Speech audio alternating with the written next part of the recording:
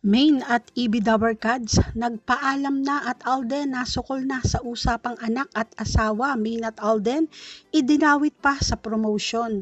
Hello mga ka-showbuzz, ngayong araw nga ay may chika na naman tayo about Main and Alden. But before we start, please click the subscribe button para lagi kang updated sa araw-araw na kaganapan kina Main at Alden. Para po sa update natin ngayong araw ng Miyerkules ay pag-uusapan po natin ang mainit na usap-usapan po ngayon patungkol po sa naging interview nitong si OG Diaz kay Alden.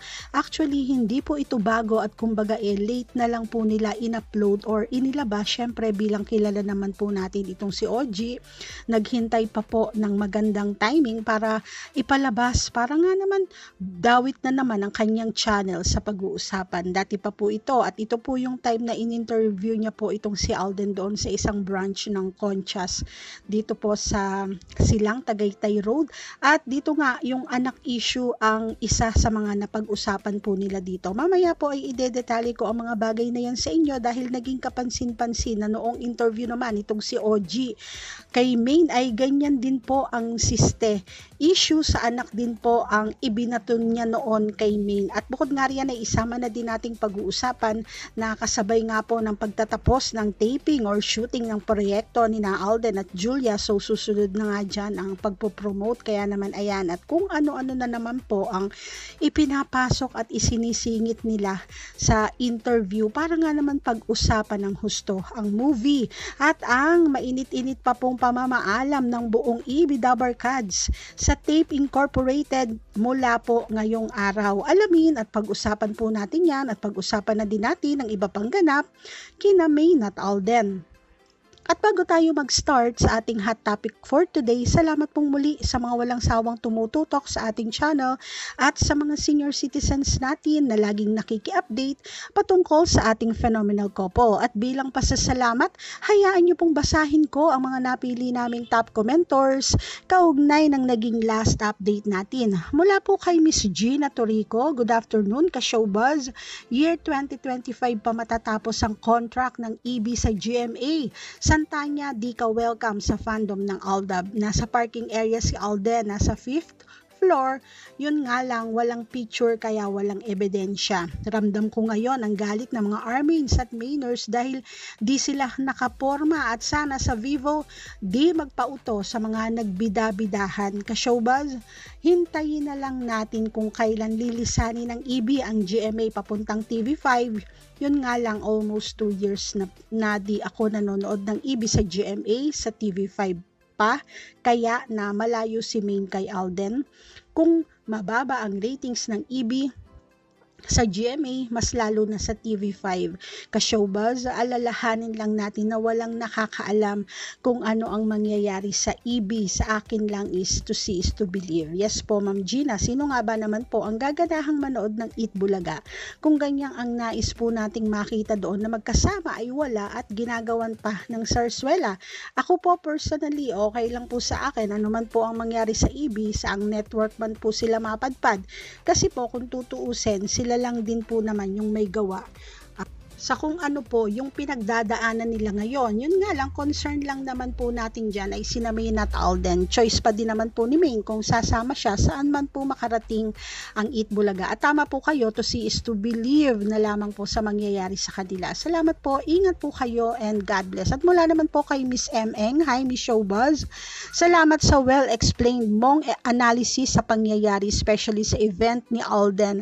My opinion is itong GMA at starlets nila is no matter what they do, the viewer supporters pa rin ang may last say. Like me, Aldab pa rin, no matter what, ang full support and no to solo project. With EB, nothing to say, hindi naman ako nanonood. As for Main, just keep your family intact and happy. Yes po, Ma'am M. Tama po kayo. Lalo na po sa panahon ngayon no, na mas wise na po yung mga fans. Alam na po nila yung totoo sa hindi at yung pang showbiz lang. Hindi na po sila basta-basta nagpapauto sa mga ipinapakita po sa kanila sa TV.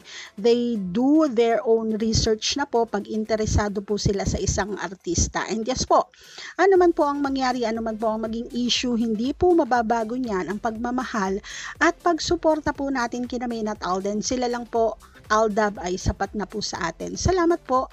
Ingat po kayo and God bless. Maraming salamat po Ma'am Gina at Ma'am M sa inyo pong mga comments at sa lahat po ng ating mga commentors. Maraming salamat din po sa patuloy na pagsuporta kina Maine at Alden. Kahit pa nga magkahiwalay ang mga ganap nila, ay patuloy po kayong andyan at nagmamahal sa kanila. So eto na nga, at pag-usapan na po natin ang mga latest updates kina Maine at Alden at unahin na po muna natin itong napakainit pang naging pamamaalam po ng buong EB Dabarkads.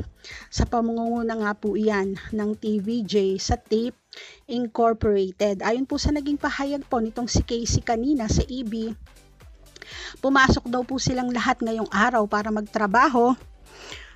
Pero hindi daw po sila pinayagan ng new management na umere ng live.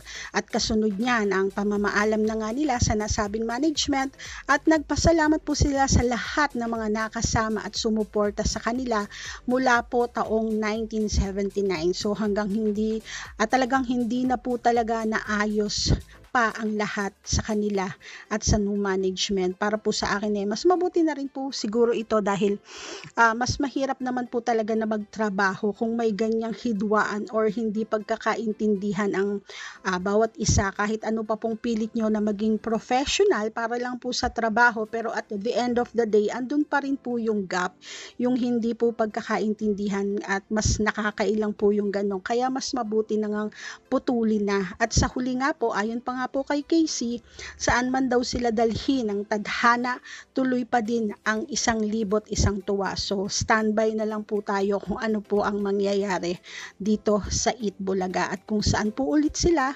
e-ere sa susunod. At pag-usapan naman po natin ang naging interview nitong si OG kay Alden. Actually po ay hindi po ito bago or recent interview dahil kumbaga part 2 lang po ito ng interview niya noon kay Alden after po ng Miss Universe.